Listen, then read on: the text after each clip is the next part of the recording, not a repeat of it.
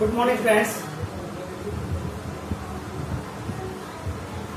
12th online class में lesson number 5 पादप जल संबंध चल रहा है।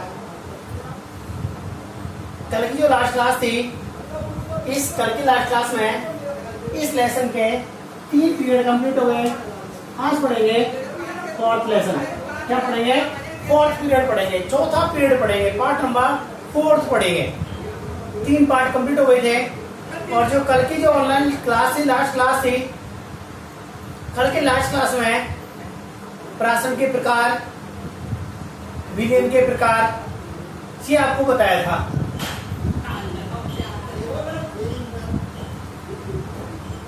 प्राशन प्राशन प्राशन कह रहे थे, रोजाना प्राशन कह रहे हैं। और प्राशन का मतलब क्या होता है कि जल के अणुओं का अर्धपारगम झिल्ली से पारगमित होना। इसको पढ़ने क्या कहता है? प्राशन। ये पारगम्यता है ना, पारगम होना क्या है? क्या है? इसलिए मैं इस चीज को भी क्लियर कर देता हूं कि पारगम्यता क्या होती है। तो आज का टॉपिक डालेगा पारगम्यता।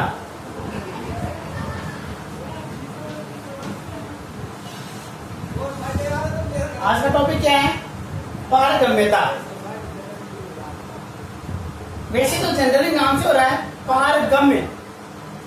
गम्य का मतलब जाना, पार का मतलब दूसरी ओर, दूसरी ओर जाना ही क्या है? पारगम्य। लेकिन किसके माध्यम से? कोशिका झिल्ली के माध्यम से। जो अणु, चाहे वो ठोस की हो, चाहे द्रव को, चाहे गैस के हो, कोई भी घुलित अणु होते हैं ना, वो जिस दर से किसी झिल्ली से विस्तृत होते हैं ना, उस दर को ही क्या कहते हैं? पारगम्यता कहते हैं। कुल मिला के ये कह सकते हैं कि छनने की जो दर होती है उसे क्या कहते हैं? पारगम्यता कहते हैं। किसी झिल्ली द्वारा उनके छनने की जो दर होती है उसे क्या कहते हैं? पारगम्यता कहते हैं। तो सबसे पहले अपन क्या लिखते हैं? पारगम्यता की परिभाषा लिखते हैं कि पारगम्यता क्या होती है। इसीलिए अपन क्या करते हैं, जो पारगम्यता होती है, इस पारगम्यता को अपन समझेंगे कि झिल्ली किस पारगम्यता के आधार पर झिल्लियां कितने प्रकार की होती हैं, कौन सी झिल्ली पारगम्यता दर्शाती है, कौन सी झिल्ली पारगम्यता नहीं दर्शाती है। इन सब चीजों को अपन पढ़ेंगे। पहले इसकी परिभाषा लिख लेते हैं।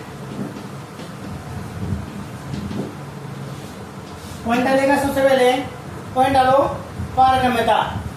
पॉइंट क्या डाला? पारगम्यता।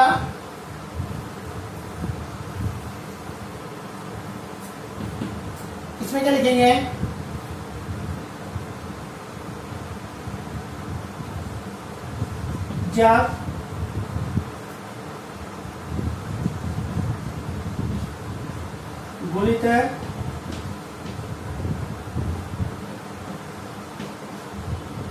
जब घुलित पदार्थों का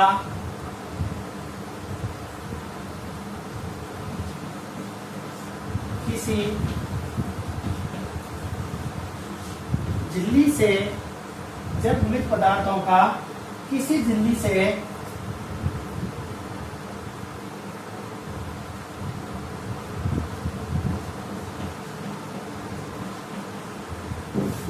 घुलित पदार्थों का किसी झिल्ली से विस्तृत होने की दर, घुलित पदार्थों का किसी झिल्ली से विस्तृत होने की दर पारगम्यता कहलाती है। कहलाती है ये पारगम्यता कहलाती है। यदि कोई भी पदार्थ हो, उस पदार्थ का जो घुलने की जो दर होती है ना, उस दर को क्या कहते हैं? झिल्ली की पारगम्यता कहते हैं।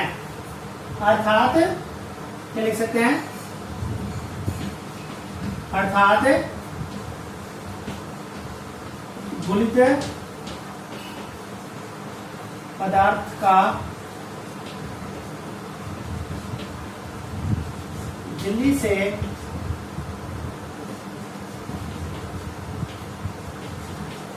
विस्तृत दर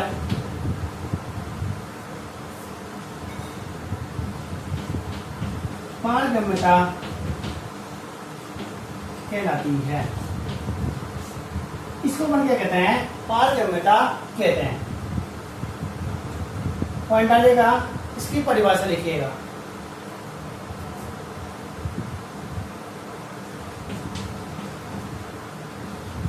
पारगम्यता के आधार पर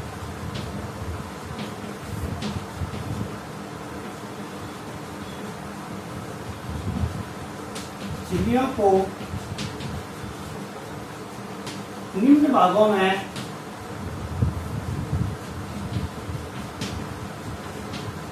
विभाजित किया गया है।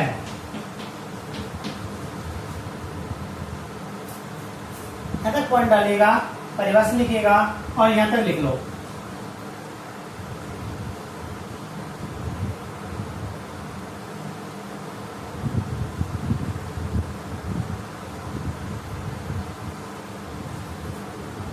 हो गया तक? आप देखो,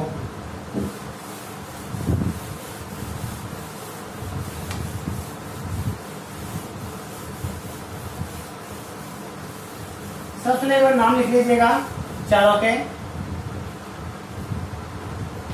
देखो, अपारगम्य एक होती है अपारगम्य झिल्ली, नंबर 2 होती है पारगम्य झिल्ली,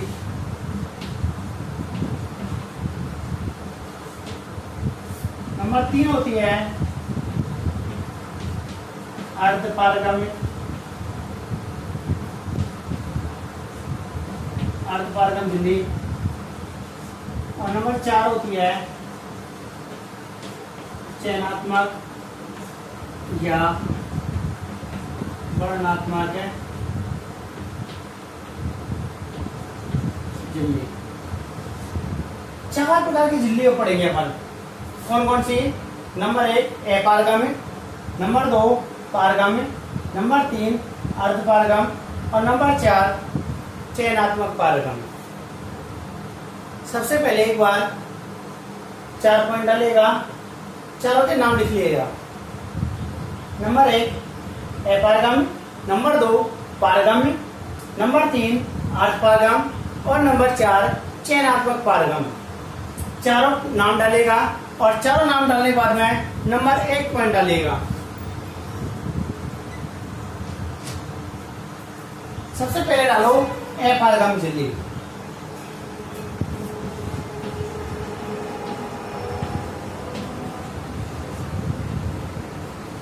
अपारगम्य झिल्ली सबसे पहला पॉइंट डालेगा नंबर 1 अपारगम्य झिल्ली। अपारगम्य झिल्ली क्या होती है? देखो, ए का मतलब नहीं, पारगम का मतलब झिल्ली से अणुओं का दूसरी ओर जाना, ए का मतलब नहीं। इस प्रकार की झिल्ली जिसमें ना तो विलय के अणु और ना विलायक अणु दूसरी ओर विस्तृत हो सकते हैं, नहीं जा सकते हैं, उसे हम क्या कहते हैं? अपारगम्य झिल्ली कहते हैं। इस प्रकार की झिल्ली जिसमें विलय एवं विलायक दोनों के अणु पारगमित नहीं होते हैं, उसे हम क्या कहते हैं? अपारगम्य झिल्ली कहते हैं। पॉइंट डाले, लिखो इसमें।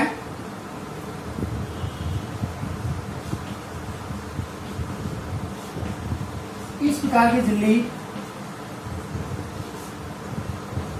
इस प्रकार की झिल्ली जिसमें विलय एवं विलायक के अणु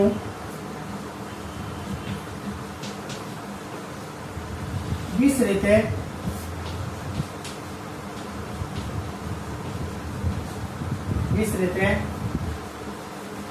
नहीं हो पाते हैं,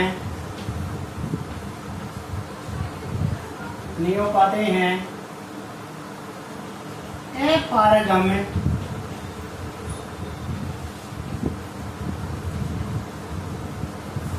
झिल्ली कहलाती है। क्या कहलाती है? अपारगम झिल्ली कहलाती है।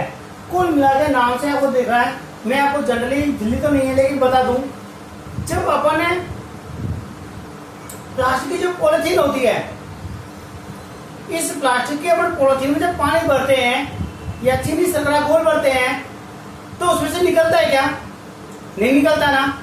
इस प्रकार की झिल्ली जिनसे ना तो विलय के अणु और ना विलायक अणु झिल्ली से आर पार हो सकते हैं, क्या कहलाती है? अपारगम झिल्ली कहलाती है। इसका एग्जांपल है, इसका एग्जांपल लिखिए, क्वार्क,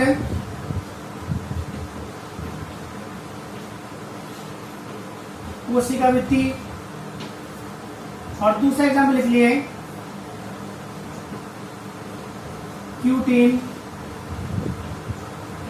आवृत वृत्ति। नाम सुना होगा आपने क्यूटीन। जो मसले प्लांट्स होते हैं उन पर क्यूटीन परत पाई जाती है। क्यों? वात पोषण को रोकने के लिए। और वात पोषण कब रुकेगा? जब पानी का पारगमन नहीं होएगा।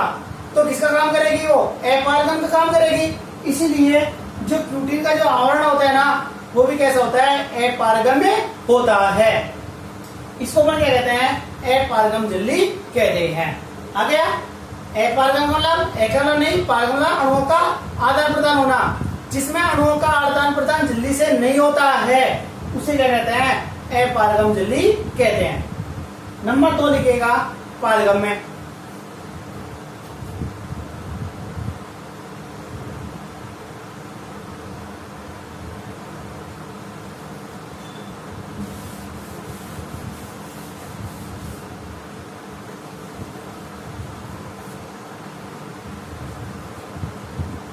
नंबर 2 पॉइंट डालेगा, नंबर 2 डालेगा पारगम झिल्ली। नंबर 2 पॉइंट डालो पारगम में झिल्ली। पारगम का मतलब आर पार जाने वाले, उसको हम क्या कहते हैं? पारगम में कहते हैं। कोई भी आ जाओ, मंदिर होता है, मंदिर कोई भी आओ, कोई भी जाओ, उसको हम क्या कहते हैं? पारगम में कहते हैं। और एक मान लो अपन कहीं सिनेमा हॉल में जाए तो सिनेमा हॉल में किसकी एंट्री होगी? जिसके पास टिकट है उसकी एंट्री होगी, सबकी एंट्री नहीं होगी। और एक ऐसी चीज है जहां पर प्रवेश निषेध है, अपन जा ही नहीं सकते, वो तो कौन सी हो गई? अपारगम हो गई। जिसमें अपन एंट्री कर ही नहीं सकते वो क्या हो गई? अपारगम हो गई। जिसमें आने जाने की रोक टोक नहीं हो, कोई भी आओ कोई भी जाओ, वो कौन सी हो गई? पारगम हो गई। अर्ध पारगम, अर्ध पारगम का मतलब क्या होता है? जैसे सिनेमा हॉल में जाते हैं, किसे जाते हैं? टोकन से जाते हैं, वो क्या कहलाती है? अर्ध पारगम। जिनके पास टोकन होएगा वो ही जाएंगे। आधे, अर्ध का आधा, तो आधे कौन जाएंगे? टोकन वाले। बिना टोकन वाले तो टोकन वाले चल जाएंगे, बिना टोकन वाले रह जाएंगे। एक होते हैं चयनात्मक पारगम। चयनात्मक का मतलब सिलेक्टिव, जिसमें विलेखन होते हैं ना, उनका पारगमन तो नहीं होता है, और जो विलायक होते हैं उनका पारगमन हो जाता है। जैसे एग्जांपल देखो, जैसे मान लो अपन बिजली के बिल जमा कराएं और सबके पास टोकन भी है और लाइन लग रही है, लेकिन हम सबके साथ लाइन में खड़े हैं, वहां तक तो अपन को टेंशन नहीं है। लेकिन अंदर ऑफिस में कोई अपना जानकार हो और ऑफिस में से कोई चपरासी आकर के और अपन को लाइन में से हटा के वहां पे अंदर ले जाए, तो सब में से चयन हुआ है ना, एक का चयन हुआ है। इसलिए क्या होता है? जो विलय और विलायक होते हैं उनमें विलायक के अणु का पारगमन तो नहीं होता है, लेकिन विलायक के अणु पारगमित हो जाते हैं। उन्हें क्या कहते हैं? चयनात्मक पारगम कहते हैं। राइट? एक ही दूसरा डालेगा पारगम। इस प्रकार की झिल्ली जिसमें विलय एवं विलायक के अणु विस्तृत हो जाते हैं, पारगमित हो जाते हैं, उसे क्या कहते हैं? पारगम झिल्ली कहते हैं। जैसे एग्जांपल कोशिका वृत्ति,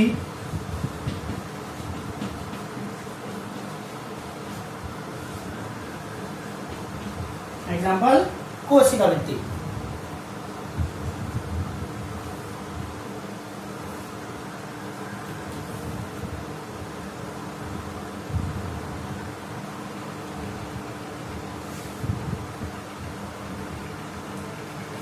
तीसरा डालिए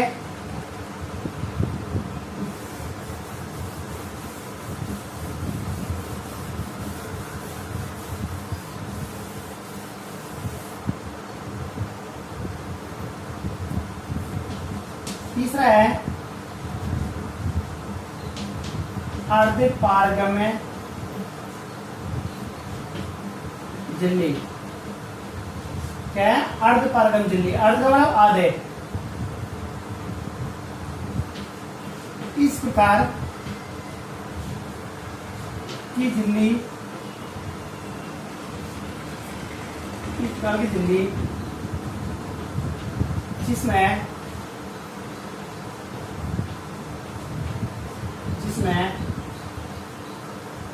विलय के अणु अपारगम होते हैं, अपारगम होते हैं एवं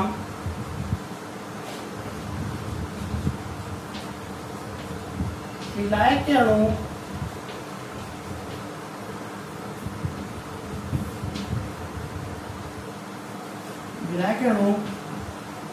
पारगमित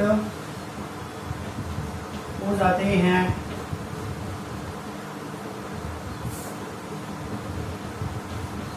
अर्धपारगम्य झिल्ली कहलाती है। परासरण क्रिया होती है उसमें अपन इसी झिल्ली का यूज करते हैं।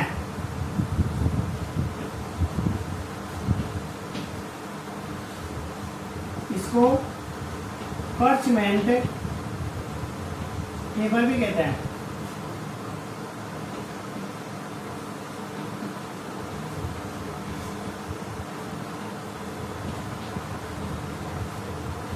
इसको कहते हैं गॉड ब्लडर। अर्थ का मतलब आधे देख लो, जो विलेय अणु है ये तो पारगमित नहीं होते हैं और किसको जाते हैं? विलायक अणु पारगमित हो जाता है, तो आधे हुए ना, इसको और क्या कहते हैं?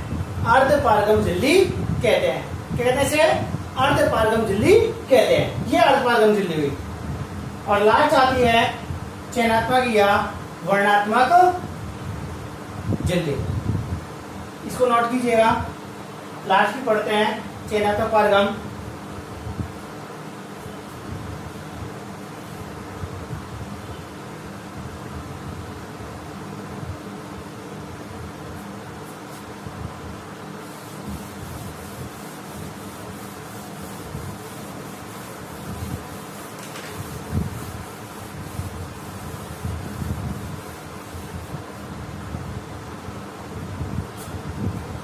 नंबर 4 डालिए।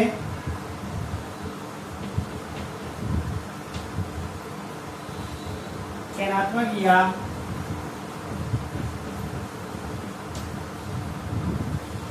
वर्णात्मक या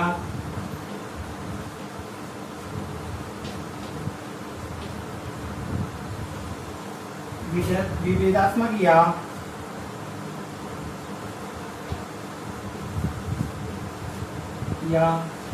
अकलनीय झिल्ली। क्या कहते हैं इसे? चयनात्मक या वर्णात्मक या अकलनीय झिल्ली। ये चयनात्मक झिल्ली के नाम है। इसमें क्या होता है? कुछ तो विलय के अणु, कुछ विलायक अणु पारगमित हो भी जाते हैं, कुछ में भी नहीं भी होते हैं। मैंने आपको एग्जाम्पल बताया था ना कि जो अपने पास जो बिल की लाइन लग रही है, उस बिल की लाइन में से सभी बिल जमा कराने वाले हैं, सबके पास बिल है, सबके पास पैसे हैं, लेकिन उनमें से कुछ की जानकारी अंदर ऑफिस में होने के कारण उनको अंदर ले लिया जाता है। तो वही क्या है? चयनात्मक, सिलेक्टिव। अपन प्रतियोगिता कराते हैं, उन प्रतियोगिता में से कुछ का चयन होता है। वही क्या है? इसमें भी क्या होता है? जो कुछ विलय विलायक, ये विलयन के जो अणु होते हैं, इनका क्या होता है? इनका जो अवशोषण होता है या पारगमन होता है उसे अपन क्या कहते हैं, चयनात्मक अवशोषण कहते हैं। इसमें क्या होता है, कुछ स्पेशल जो कुछ अणु के हैं अपन आयन के हैं वो आसानी से हो जाते हैं, कुछ धीरे धीरे होते हैं, कुछ का आदान प्रदान संभव नहीं होता है, उसे हम क्या कहते हैं, चयनात्मक पारगमन कहते हैं। देख लो क्या लिखना है इसमें,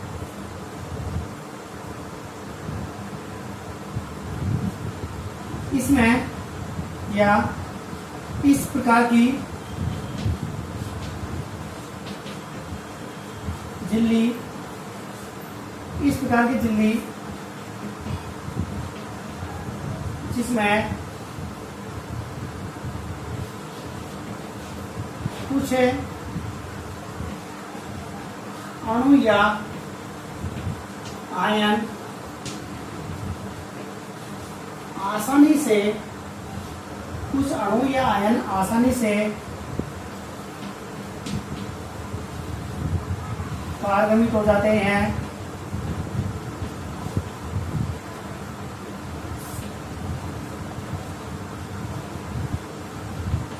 कुछ अणु या आयन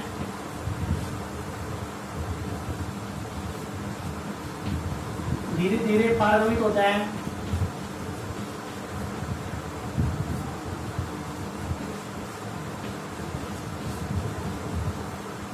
या कुछ अणु या आयन पारगमित नहीं हो पाते हैं,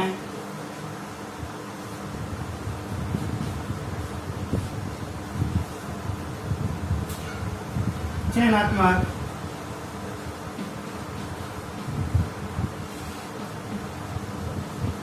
झिल्ली कहलाती है, कहलाती है, चयनात्मक झिल्ली कहलाती है।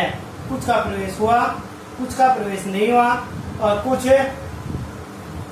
धीरे धीरे प्रवेश दर्शाते हैं। एग्जाम्पल,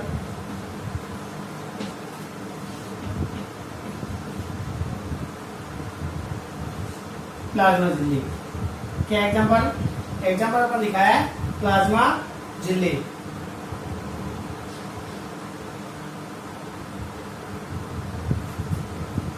ये क्या है, अपने पास 4 प्रकार की झिल्ली पड़ी थी। नंबर 1 अपारगम, जिसमें विलय और विलय का पारगमन नहीं होता है, इसमें विलय का और विलयन दोनों का पारगमन होता है, इसमें केवल विलय का नहीं होता है, केवल विलयन का होता है, और इसमें कुछ अणु आयन पारगमन तो आसानी से हो जाते हैं, कुछ धीरे होते हैं और कुछ का पारगमन नहीं हो पाता है। ये 4 प्रकार की जो झिल्लियां अपने पढ़ी हैं, ये पारगम्यता के आधार पर है कि कौन सी पारगम्यता होती है, कौन सी पारगम्य नहीं होती है।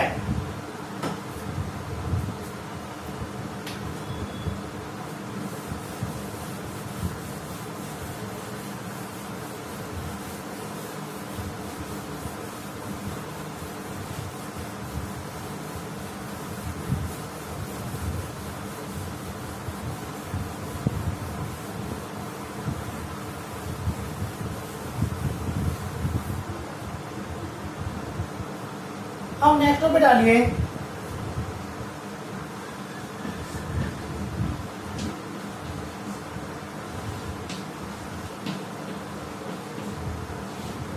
जीव द्रव कुंचन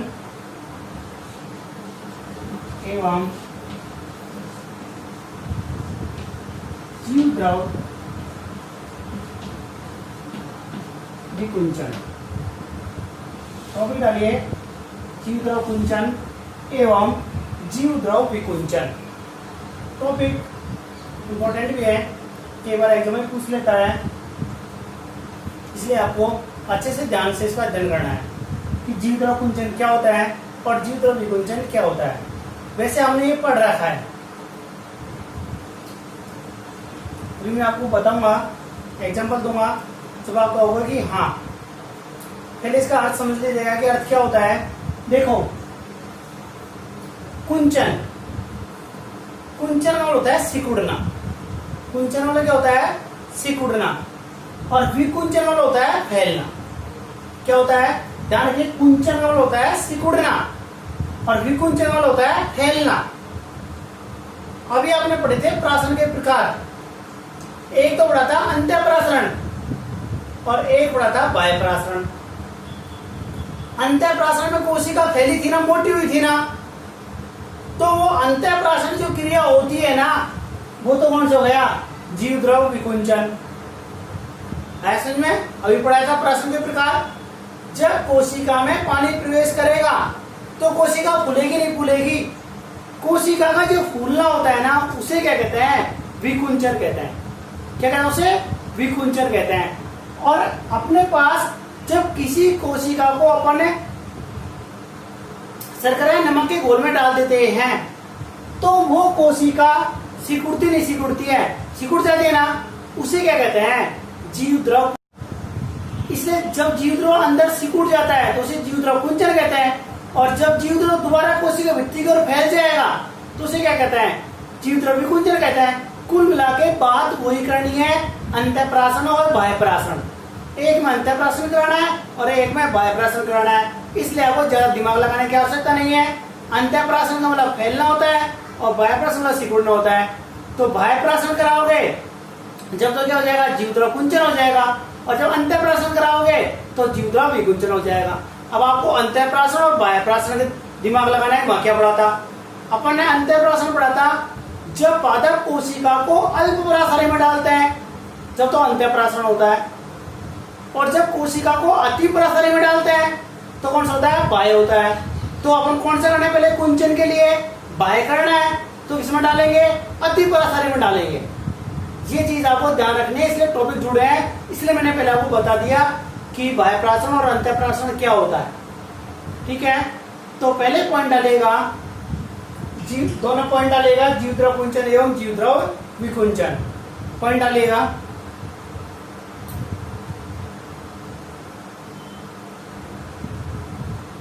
और पॉइंट डालने के बाद में पहले स्टार डाल के पहले जीव द्रव कुंचन डालिए।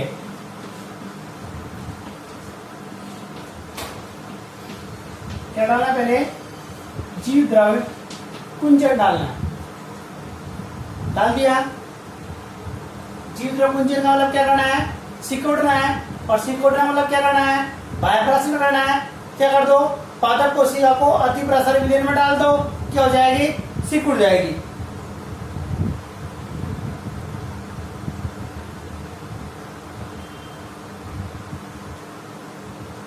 डालते पॉइंट्स देखो, देखो इसमें क्या पादप कोशिका को किसी अति परासारी विलयन में रखा जाता है, अति परासारी विलयन में रखा जाता है तो कोशिका में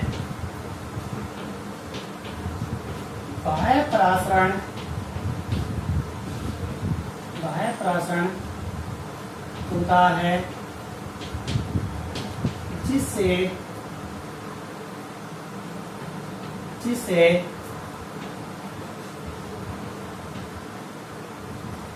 जीव द्रव्य केंद्रीय भाग की ओर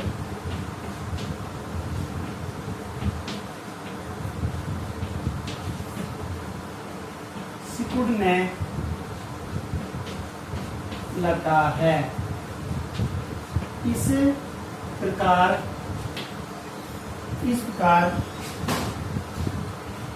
जीव द्रव का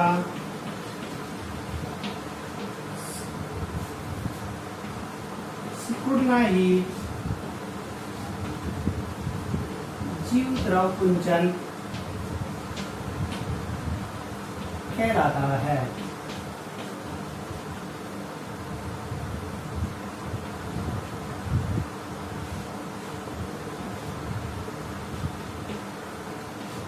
क्या लिखा है देखो, जब किसी पादप कोशिका को किसी अति प्रसरण विलयन में रखते हैं तो जो कोशिका होती है ना, ये कोशिका क्या दर्शाती है, बाह्य प्रसरण। मैंने से कहा बाह्य प्रसरण दर्शाती है, और बाह्य प्रसरण में क्या करते हैं, अति प्रसरण विलयन लेते हैं, पढ़ चुके हैं पहले।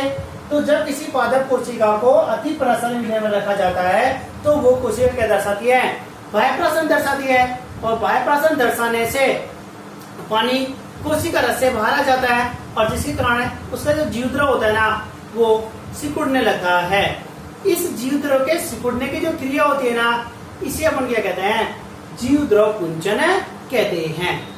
क्या कहते हैं, जीवद्रव कुंचन कहते हैं। एक प्लांट्स है डुयो डिस्कलर, उसकी जो निचली अधिसरण की कोशिकाएं होती है ना, उनमें इस क्रिया को आसानी से देखा जा सकता है। जीवद्रव कुंचन को और जीवद्रव विकुंचन को आसानी से अपन देख सकते हैं कि कब कोशिका जीवद्रव कुंचित हुई है और कब कोशिका जीवद्रव कुंचित नहीं होती है। इस क्रिया को अपन आसानी से देख सकते हैं। तो सबसे पहले इसकी परिभाषा लिखिएगा, और परिभाषा लिखने के बाद में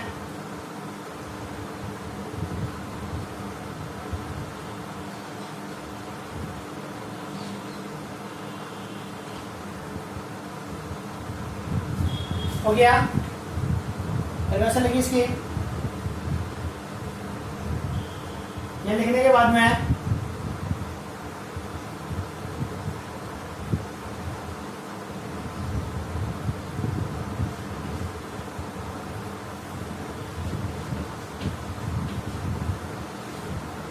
इसमें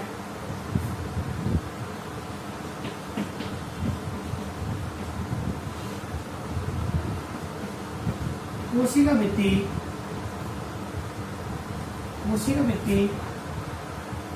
व जीवद्रव के मध्य रिक्त स्थान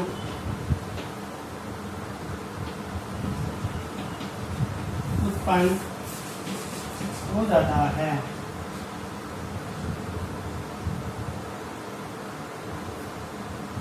लिखा है यहाँ तक।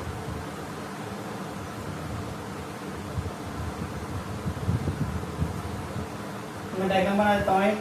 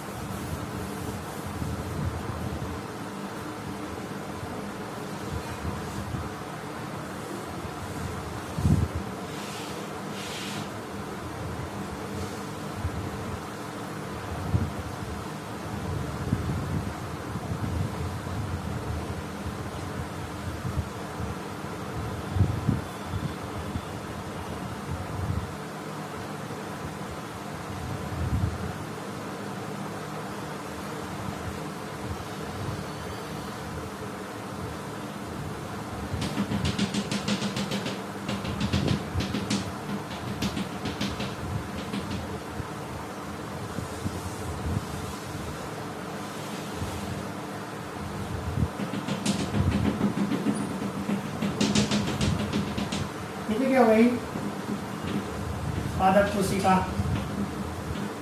क्या हो गई, पादप कोशिका। ये क्या हो गया, अति पराशरी विलयन हो गया। क्या हो गया, ये अति पराशरी विलयन हो गया। ये पादप कोशिका हो गई। पादप कोशिका के बीच में रिक्तिका होती है, और ये रिक्तिका क्या करती है कि अपने पास ये रिक्तिका होती है ना, ये रिक्तिका क्या कहलाती है, झिल्ली कहलाती है, और ये क्या कहलाती है, ये कोशिका वृत्ति कहलाती है। जब इसको अति पराशरी विलयन में रखते हैं, इसमें अति पराशरी विलयन में रखेंगे तो ये जीवद्रव होता है ना, यहाँ से ये सिकुड़ने लग जाता है, और जब ये सिकुड़ने की जो क्रिया होती है ना, इसे क्या कहते हैं, जीवद्रव कुंचन कहते हैं। देखो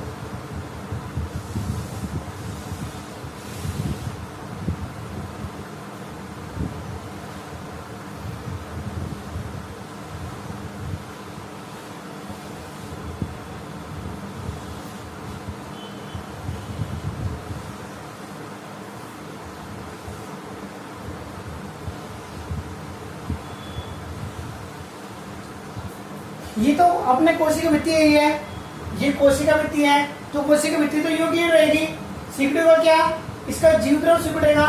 तो यहाँ से क्या होता है, जो ये झिल्ली है ना, ये झिल्ली क्या होती है, यहाँ से ये जो प्लाज्मा झिल्ली होती है ना, यहाँ से इसकी जो झिल्ली होती है ना, ये क्या होती है, यहाँ से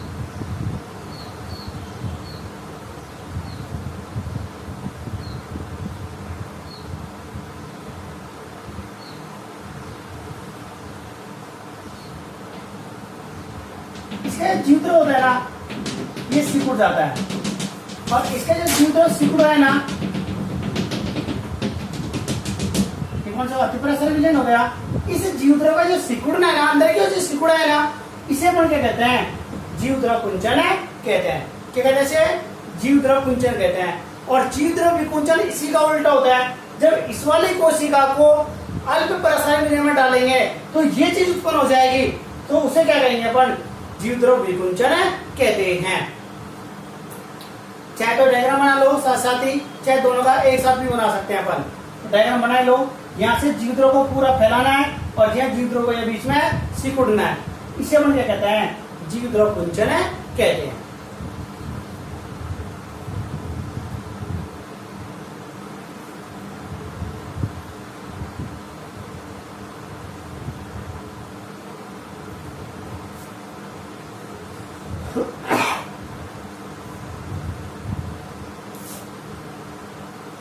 अगला आता है जीवद्रव विकुंचन। यहां तक कंप्लीट हो गया, अब डालो जीवद्रव विकुंचन।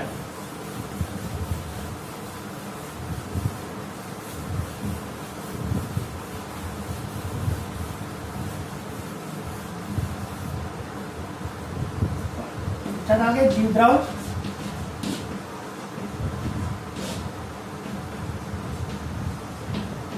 विकुंचन, जीवद्रव विकुंचन पॉइंट डालिएगा और इसमें लिखो, जब किसी जीवद्रव कुंचित पादप कोशिका को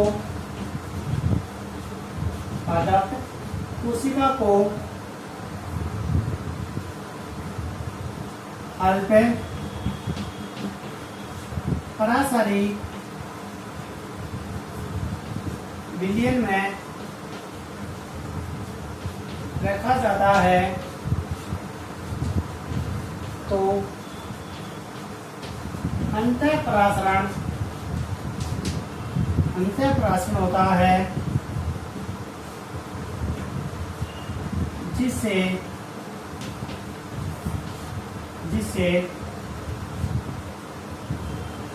जीवद्रव उन्हें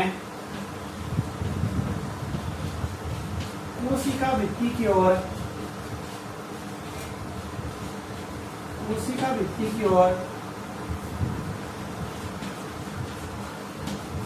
फैलने लगता है। इस क्रिया को जीवद्रव विकुंचन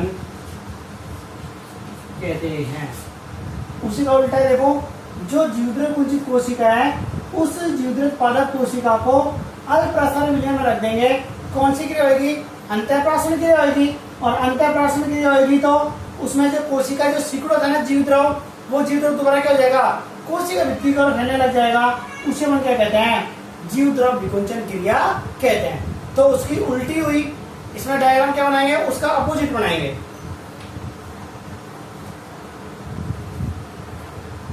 परिभाषा लिखो, परिभाषा लिखने के बाद डायग्राम बनाओ।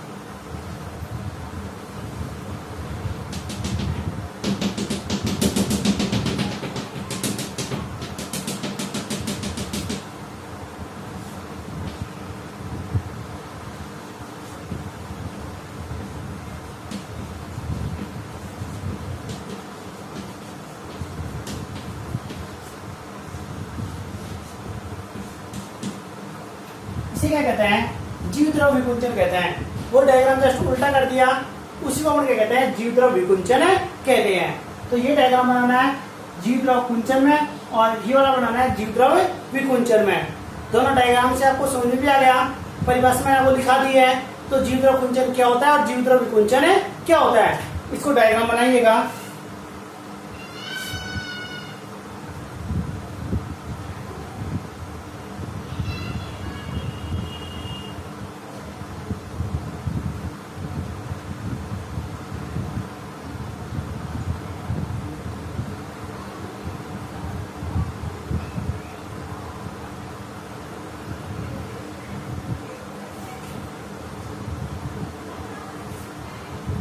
ओके यार, डायग्राम बना लिया।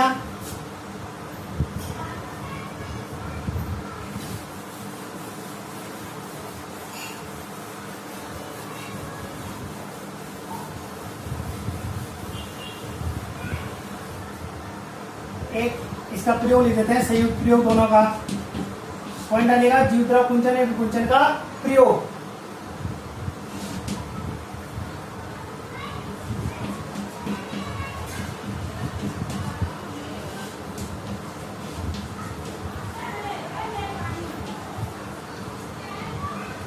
एक प्लांट होता है रोयो डिस्कलर। क्या है, रोयो डिस्कलर, जो पादप है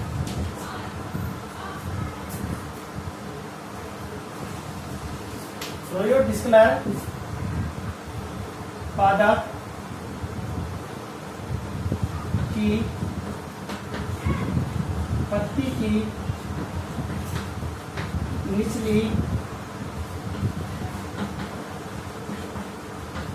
अधिचरम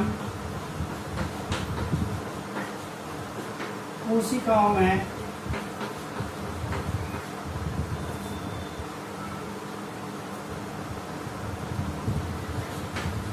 जीवद्रव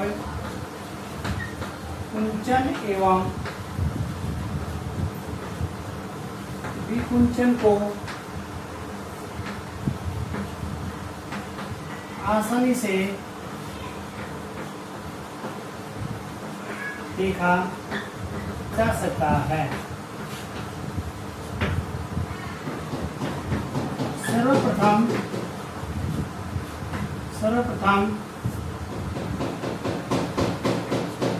इसकी पत्ती के दो टुकड़े लेते हैं, इन दोनों टुकड़ों को अलग अलग विलयन में डाल देते हैं। एक टुकड़े को जल में तथा दूसरे टुकड़े को चीनी के घोल में डाल देते हैं। इसके पश्चात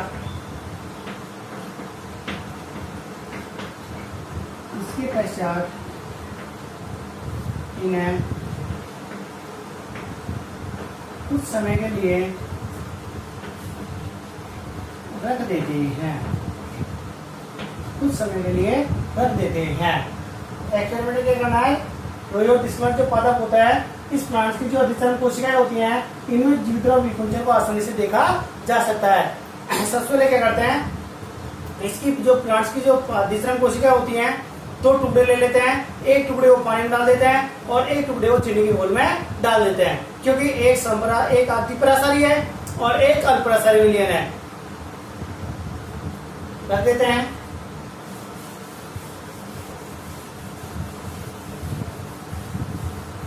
इसके नीचे लिखना है, नीचे लिखना है,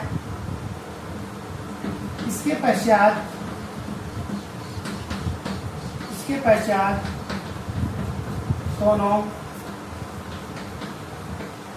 टुकड़ों को सूक्ष्मदर्शी से देखा जाता है, सूक्ष्मदर्शी से देखा जाता है एवं निम्न निष्कर्ष निकाले जाते हैं।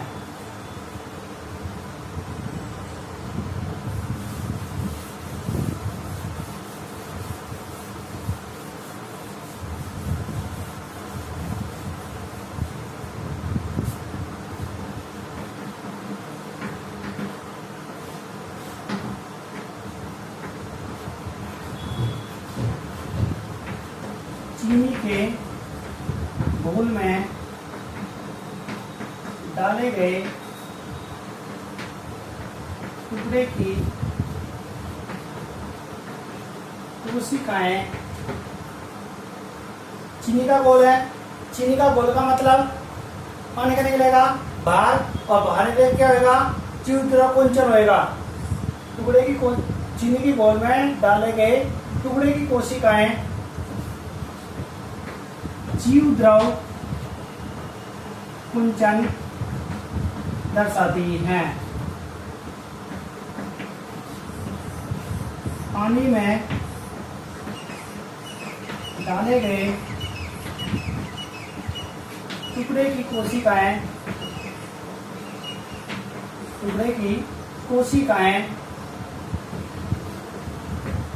जीव द्रव विकुंचित होती हैं।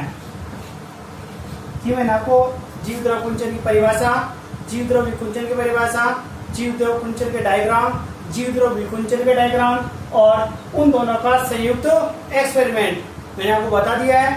और ये टॉपिक आज कंप्लीट होता है।